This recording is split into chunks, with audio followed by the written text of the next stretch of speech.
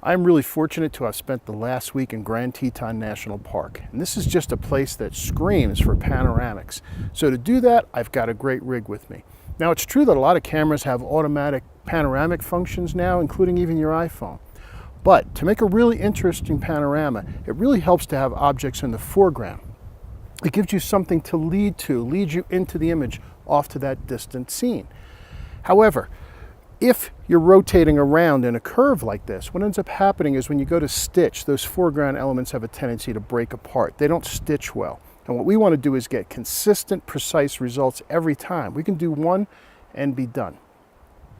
Now, to make that happen, I've got a remarkable rig here from Novoflex. Let's go over a couple of the parts. At the bottom here, I have a Magic Ball tripod head. And one of the amazing things about this is it just rotates any way you want. Just tighten up the knob on the back and it stays in place, even with a heavy lens. This is a remarkable piece.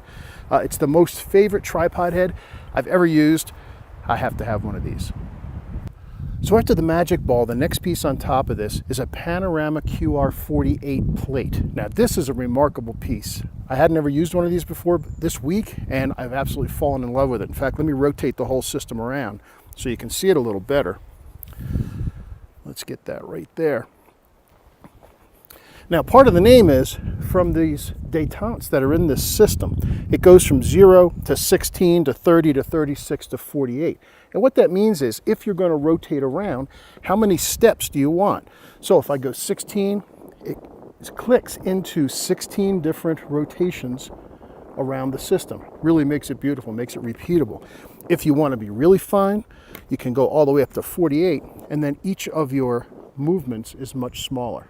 Really makes getting panoramas very quick and easy. I found that for most of my lenses, 16 to 35 and 24 to 70, that either the 16 steps or the 30 steps gives me just the perfect amount of overlap for each image when I go to restitch that. Very cool piece. You're going to want one of these. Now, on top of that, I have a VR panel rig. This is the Model 2, and I've got my camera mounted horizontally. I'm going to shoot vertically, but I first want to show you something about the nodal point. And what the nodal point is it's the optical center of the camera. It's the point where the light beams cross. And when you line up a camera or rotate a camera so that the nodal point is right over the center of the rotating tripod head, as you turn left to right, your foreground elements and your distant elements line up perfectly. It makes for great stitches. Now, how do you find the nodal point? So let's go take a look at that first. I happen to have a couple of trees over here that are perfectly vertical. I'm going to line them up with some distant elements and watch and see what happens as we find the nodal point. And by the way, to do that, we'll be pushing the camera forward and back to find that nodal point. And then we can use this fine screw here to just fine tune it so we get an exactly perfect spot. Once we find the nodal point, we can record the numbers that are on this system so that when we have a certain focal length, we can always get exactly back to the right spot. No wasting time, just get there.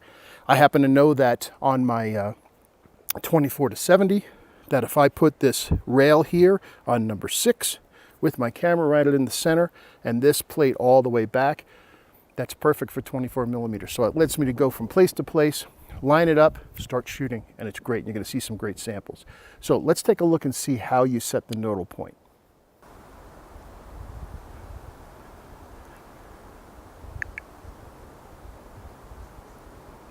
So to set up my nodal point on a panoramic rig, I'm going to take advantage of this tree right here. It's perfectly straight and it gives me a reference in the foreground to the background. Now, if you look behind, there's a boulder in the middle of the lake there, and I've got the tree lined up just with the left edge of the boulder. What's going to happen is as the camera rotates, normally you're going to see this move to the distant objects. Same thing if you put your finger out in front and you close your eyes. One at a time, you'll see your finger jump left and right. Same thing happens with your camera if it's not rotating on the nodal point. So I moved the camera a little closer to the shore. I've got my tree here. I've got my boulder off in the lake. Let's take a look first as we rotate the camera mounted over the center of the ball head.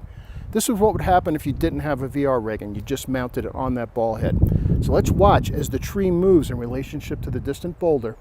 Then I'll move the camera back in the rig so that we can find the nodal point, and then watch how this tree stays lined up with that boulder no matter which way we turned.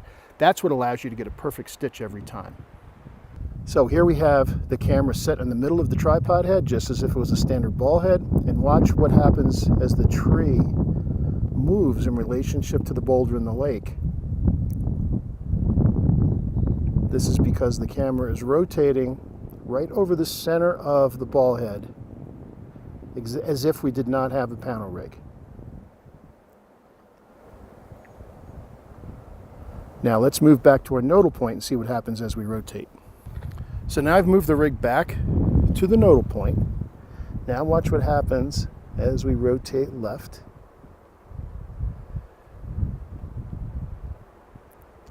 Notice the relationship of the tree to the boulder stays the same, the exception of some parallax in the lens.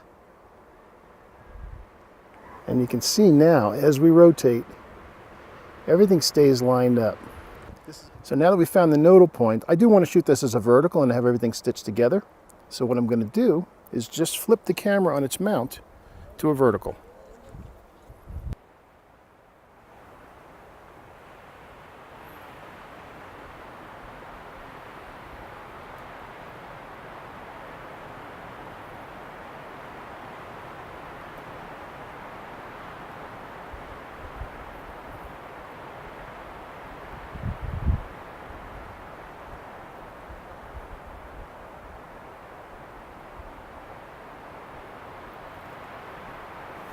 So now I'm all ready to shoot my panorama. You can see I've got the camera mounted vertically now. I've found my nodal point for the system, and you can see it's pretty far back. The camera body's way back here. This is what allows me to line up these foreground elements with the distance. Also, by having these little click stops in the head, since it's really windy, the clouds are moving pretty quickly. This will allow me to move quickly so that the amount of work that the software stitching has to do to make those clouds line up will be at a minimum. So let's just take a look here.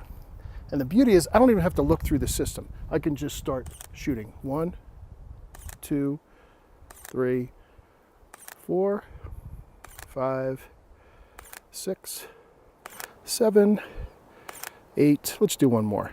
9. And that's it. That's how easy it is to get a really complex panorama with foreground elements and distant elements.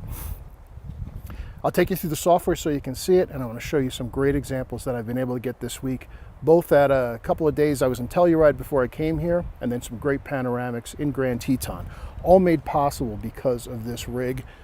I love it. I want one. You're going to want one too.